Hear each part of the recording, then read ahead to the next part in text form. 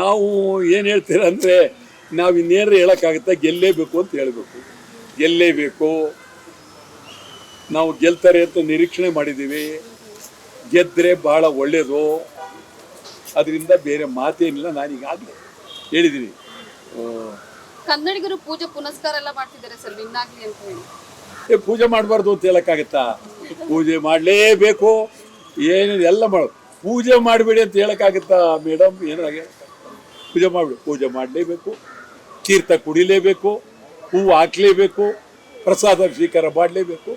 RCB ಗೆಲ್ಲೇಬೇಕು. So ನಮ್ದು ಆಗ್ಬೇಕಾದ್ರೆ ಆಗ್ತಾರೆ, ನಮ್ದು ಅನ್ಬೇಕು. ನಮ್ಮದೇ ಅದರಲ್ಲೇನು ಬೇರೆ ಮಾತೇನಿಲ್ಲ. ನಮ್ಮದೇ ಅನ್ನೋದಲ್ಲಿ ಎರಡನೇ ಅಭಿಪ್ರಾಯ ಇಲ್ಲವೇ ಇಲ್ಲ. ಅದರಲ್ಲೇನು ಬೇರೆ ಮಾತೇನಿಲ್ಲ. ನಮ್ಮದೇ ಅನ್ನೋದಲ್ಲಿ ಎರಡನೇ ಅಭಿಪ್ರಾಯ ಇಲ್ಲವೇ ಇಲ್ಲ. ಅದಾಗಬೇಕು.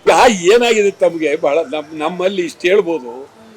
ಅವರು ಗೆಲ್ಲಿ ಅಂತ ನಮ್ಮ